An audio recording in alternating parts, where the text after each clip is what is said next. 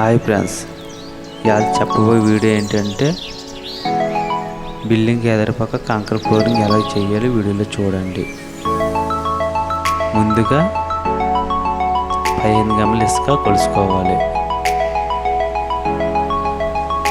తర్వాత బత్త సిమెంట్ వేసుకోవాలి. తర్వాత ఒక తిరగ తీసుకోవాలి. తీసుకున్న తర్వాత 3 గంటలు పొడి పక్కన పెట్టుకోవాలి. 3 గంటలు పక్కన పొడి పెట్టుకున్న తర్వాత ఇది కన్నం కొట్టి నీళ్ళు వేసుకోవాలి.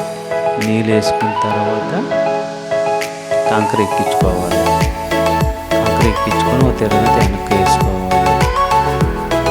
వేసుకున్న తర్వాత మనం ఎక్కడ కంకర వేయాలనుకున్నామో అక్కడ శుభ్రం చేసుకోవాలి. ఆ ప్లేస్ శుభ్రం చేసుకున్న తర్వాత ఒక ఇటుకు వరుస పండిటుకు పెద్ద ఇటుకు ఒక ఇటుకు వరుస వేసుకోవాలి. చివరి తాడు కట్టి లెవెల్ వేసుకున్న తర్వాత మనం ఆ ఇటుకు వరుస వేసేయాలి. వేసిన తర్వాత కంకరే 2 అంగుళాలు డౌన్ వచ్చినట్టు మట్టి చదురుకోవాలి. లోపల మట్టి చదురుకున్న తర్వాత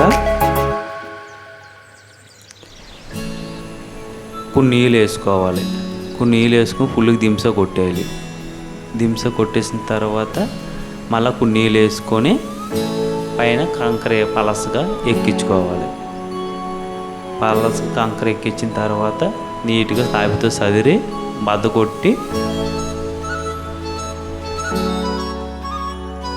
మొత్తం కంకరదే లాక్కొని వచ్చేయాలి. బద్దకి వచ్చిన తర్వాత గోరబత్తకు మామూలు కలుపుకోవాలి.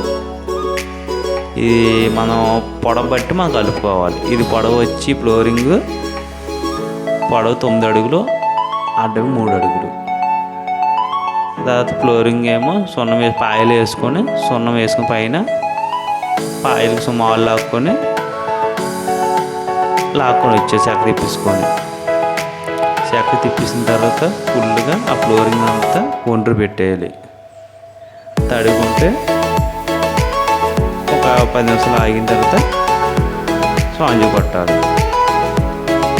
పొడుగుంటే మాత్రం స్పాంజ్ కొట్టేసుకోవచ్చు. తర్వాత స్పాంజ్ కొట్టిన తర్వాత చీపుడు నీట్గా చూసేస్తే ఆ ఫ్లోరింగ్ అక్కడితో అయిపోయినట్టు.